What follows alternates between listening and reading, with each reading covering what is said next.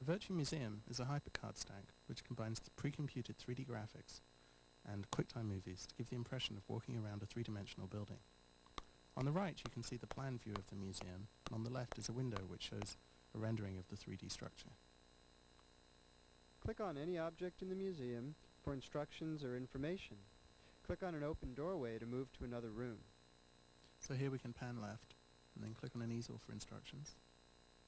Click on the doorway to the right to enter the medicine room. Or click on the doorway which plays a transition movie and takes us through to another room. Once there, we can pan around the room and then click on exhibits for more information. This exhibit shows a medical data set visualized using volume rendering. This particular movie shows the soft tissue of the surface of the skin, but the same data set can be visualized in a different style and used to create another track of QuickTime data, in this case showing the soft tissues of the brain. So here, several hours of rendering time have been compressed into a few seconds. We now return to the medical room, pan around to look at other exhibits, or go to another room. This gives the user the ability to learn at their own pace about what they're interested in. So the plant room shows a set of graphical simulations of plant growth. This was done using L systems from the University of Regina.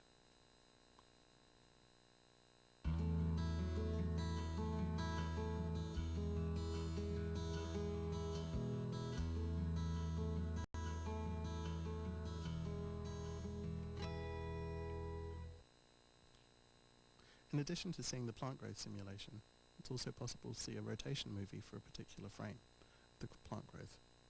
This gives a better appreciation of the three-dimensional structure of the plant.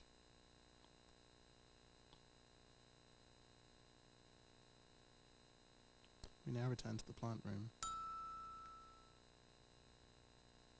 and then pan around, click on the doorway and go through to the astronomy room.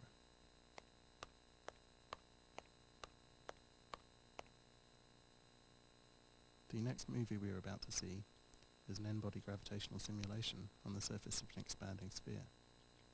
This was done using a graphical supercomputer and then played back as a QuickTime movie.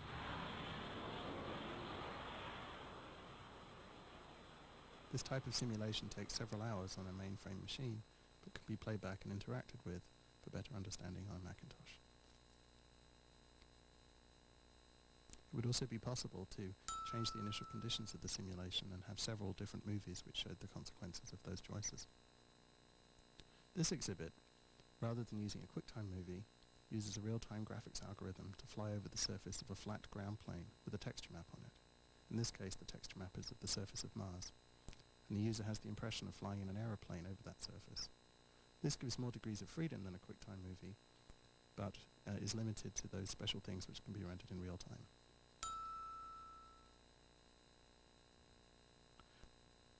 We now return to the atrium of the museum and prepare to leave. As with real museums, some exhibits are still in preparation, and we can use sound effects to describe these. The Picasso has been stolen by a group of most unsavory bandits. We hope to replace it as soon as the criminals are apprehended. To leave the museum, one clicks on the exit. Thank you for visiting the virtual museum. Good night and drive safely. That concludes your tour of the virtual museum.